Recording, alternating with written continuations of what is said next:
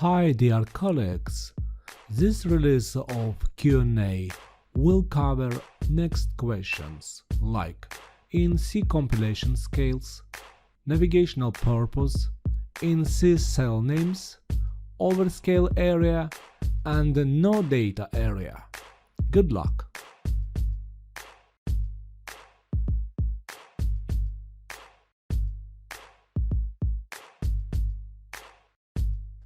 Now I have a few words about compilation scale. The compilation scale in EGDIS is a scale at which the data was originally compiled by the Hydrographic Office. It is a scale that meets the International Hydrographic Organization requirements for chart accuracy and provides the best default EGDIS display scale for the mariner. It is recommended to use the compilation scale or closer to it for passage planning and monitoring, and to avoid overscaling the chart, which may result in loss of information or display clutter. You can check the compilation scale of the chart in the chart legend and adjust the zoom level accordingly. You can also use the scamming function to declutter the chart by removing some symbols that have a minimum scale.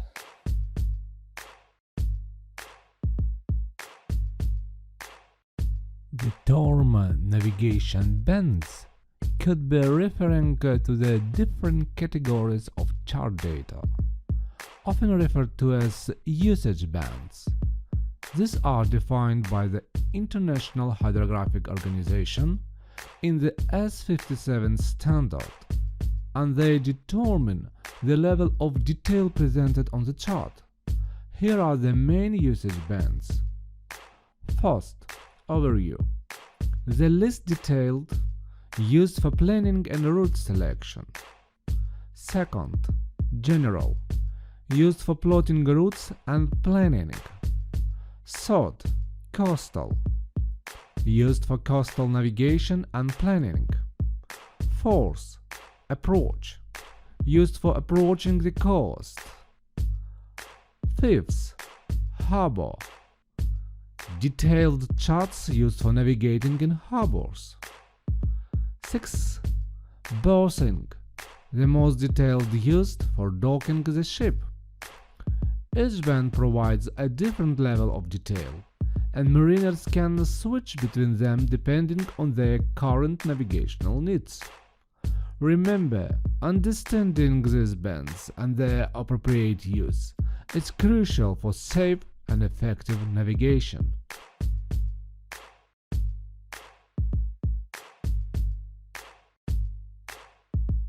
The compilation scale refers to the scale at which the data was originally compiled. For instance, it corresponds to the scale of the paper chart used during the creation of the electronic navigational chart. Hydrographic offices adjust the compilation scale to provide the best default EGDIS display scale for mariners, optimized for a standard 22-inch screen, as specified in EGDIS performance standards. The compilation scale is typically obtained from the chart legend. Please note that ENCs are generally auto-loaded at the compilation scale, but certain user actions, such as manual zoom changes or disabling autoload, can deviate from this recommended scale. So, like paper charts, every ENC cell is assigned a compilation scale by the ENC producer. This is the EGDIS display scale at which the ENC is intended to be used for navigation. Warning indicators are also dependent on the compilation scale of the chart. ENC producers use a variety of methods to define the compilation scale of their ENC data, but for safety reasons, this will always take into account the scale at which the source information was captured. To ensure consistency and thus improve display, most ENCs are assigned to one of the IHS recommended standard scales. This is illustrated at the diagram of the slide. Illustration based on the recommendations in IHS 65 publication. Together with the navigational purpose, each ENC scale is commonly assigned as the diagram. Unlike paper charts, which have to be used as a fixed compilation scale, ECDIS allows the operator to zoom in and zoom out, which changes the scale at which the ENC data is displayed. While this is a significant benefit in certain scenarios and cannot be avoided in others, caution is always advised whenever displaying an ENC at anything other than the compilation scale assigned by the ENC producer. Zooming into a large scale introduces the risk that any positional errors that may exist in the ENC are magnified to a point where the data becomes unsafe to use, and this fact will not be immediately apparent as the ECDIS will continue to display the text and symbols at a fixed size.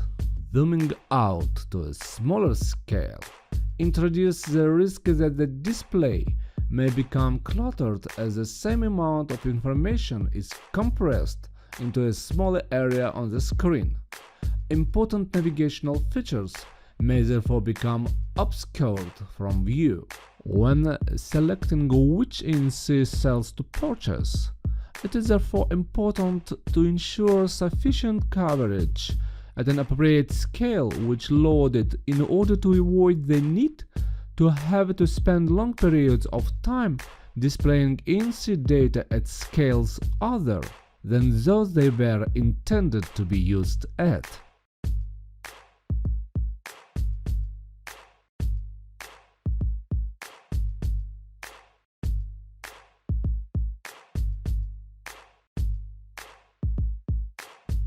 In the context of ECDIS, an ENC electronic navigational chart cell is a rectangular area of chart data aligned with a constant latitude and longitude. Each ENC cell has a unique identifier, which is an 8-character code. Here's how the cell's name is structured. First two characters. These are alphabets and identify the producing nation, like US, Great Britain, and so on. All countries use two alphabets except China, which use an alphabet and a number. Third character. This shows the usage band or navigational purpose category. Remaining 5 characters. This identifies a crucial cell. Various formats are used by different countries. All unofficial charts are identified by the first character being a number or less than 8 digits in the name. The cell boundaries are chosen by the compliant hydrographic office. The cells may be thought of as digital equivalent of a navigational paper chart. So, while the ECDIS displays continuous coverage, this is actually made up of a series of individual ENC files, known as ENC cells. Each cell is less than 5 MB in size. In most cases, producers allow you to purchase ENC cells individually, like with paper charts, so that you can build the exact coverage that you require. In some cases, a small number of neighboring cells are sold together as a single package. This is commonly called as ENC unit or folio. ENC cells are named using a unique 8-character identifier together with a 3-character file type extension. And look at the slide. CC means producer code as described in S62. Each ENC producer is allocated a 2-character producer code by the IHO as detailed in S62. Codes used by governmental organizations producing ENC, being with a letter. Chart data produced by private companies can use the same naming system, but their codes being with a number. EGDIS uses the producer code to determine the status of the chart data being displayed. If the S62 list is updated, to add a new producer code and the EGDIS is not updated to reflect this new list. Any ENCs using that code will be displayed incorrectly with informing message as unofficial. Letter P at the slide sketch means navigational purpose depending on the intended use. HOS 57 defines 6 navigational purposes that an ENC can be designed to be used for. The values assigned to these navigational purposes are commonly referred to as the usage bands of ENCs. I remind you, we discussed already usage bands in previous slides. 5 letters X at the slide diagram means individual cell name. Each ENC producer has its own policy on naming of individual ENC cells. Hydrographic offices are free to choose the methods by which they name individual ENCs using the 5 characters available. There is little uniformity in the way this is implemented. For example, some producers incorporate the number of the paper charts that ENC was produced from. Some producers use the area that the ENC covers for naming. And where the producer has broken down their coverage into grids, the cell name will often denote the position of the cell in that grid structure. In most cases, it is not possible to determine the area of ENC coverage from its name alone. Reference will need to be made to graphical catalogs, paper or digital, provided by hydrographic offices and ENC service providers. EGDIS must be able to display a catalog of the ENCs that are loaded. Some are also able to differentiate between those loaded and available for use and those that could be purchased from the ENC provider. 000 after dot as the slide diagram indicates that it is the base dataset. Subsequent updates applied to the ENC cell are sequentially numbered like .001, .002 and so on. Each update file is given a sequential number like .001, .002 and must be loaded into the EGDIS in the sequential order to ensure the EGDIS can apply the instructions correctly. An update file will work only if applied to the correct edition of the base cell. The producer may also decide to release a reissued version of the base cell, which consolidates the changes made by all of other update files released so far into the base cell, but no other information. This base cell will also have the same .000 extension and relate to the same edition of that ENC. This is like a reprint of a paper chart.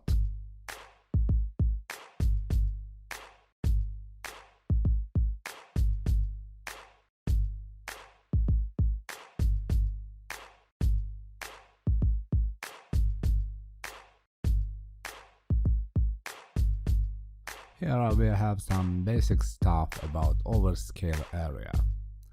The overscale area pattern in EGDIS does not fully align with all of the S52 requirements.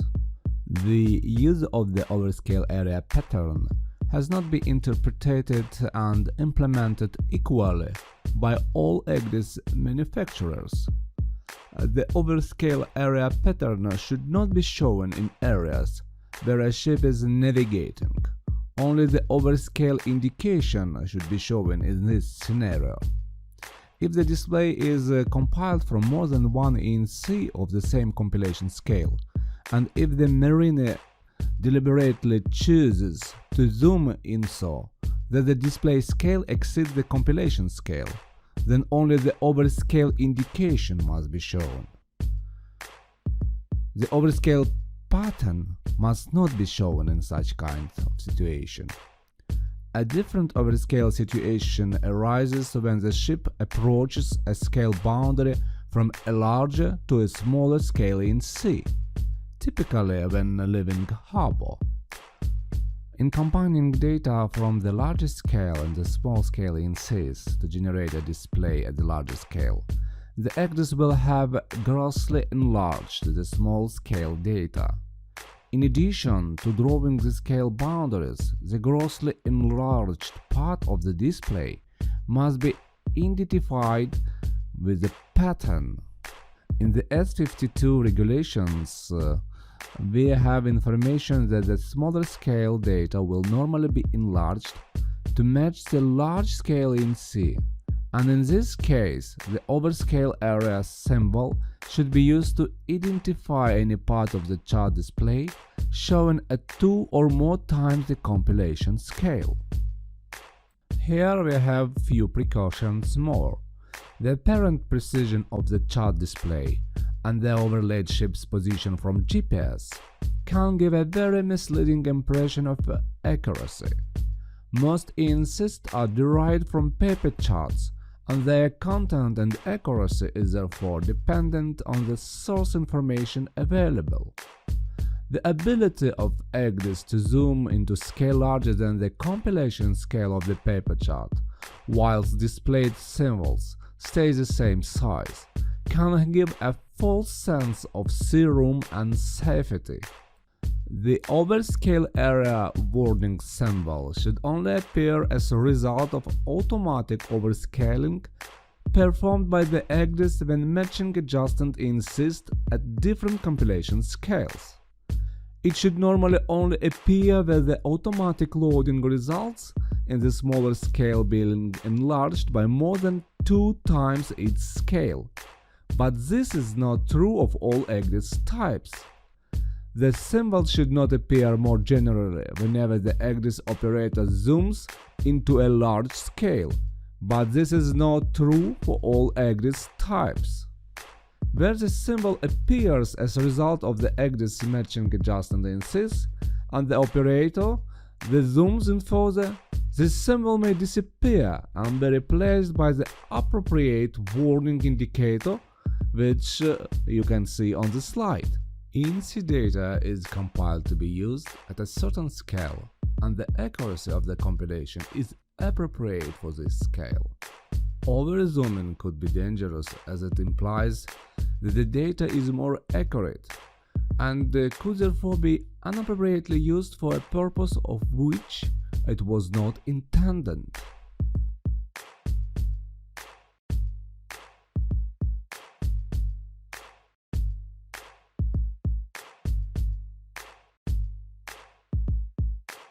ENC producers will sometimes have to include areas on their charts where there is no survey data, or where only basic survey data is available in complicated waters with many hazards to navigation, and which is therefore not adequate to support safe navigation. An ECDIS will display these unsurveyed areas using a field grade symbol with a dashed line pattern, as illustrated on the slide. The ENC producer is therefore highlighting that it is not safe to enter these waters, giving the level of information that is available about the area. Other charted features may exist in these unsurveyed areas, but they will not contain any depth area information. They therefore form part of the area of overall ENC coverage, and so should not be confused with areas of no data coverage, which are displayed in a very similar way by the ECDIS. The two can be distinguished by considering the ECDIS symbols and warnings related to the limit of the official data. When compiling the display, the ECDIS software will start by filling the screen with the default gray no data pattern. It will then build up the display, overwriting this gray display with the data that is loaded in the ECDIS. giving first priority to the most appropriate scale ENC data that is available, and then no other non-ENC datasets where there is no ENC data available. Once this process is complete, the original default gray no data symbol will remain in areas where there is no data available, and may remain where there is data, but not of a suitable scale to display. For instance, there may be a very small scale ENC available covering the open oceans, but the EGD is zoomed into display at a very large scale, and so the available ENC would have to be magnified to a dangerous level if it were to be displayed. The ENC should appear if the display scale is reduced. So our main conclusion is: no data areas are regions on the EGDIS display where no chat data is available. These areas may occur due to various reasons, such as the user not subscribing to a full range of cells, resulting in missing data at certain zoom levels, or relying on the EGDIS original equipment manufacturer default world background, which may lack detailed information.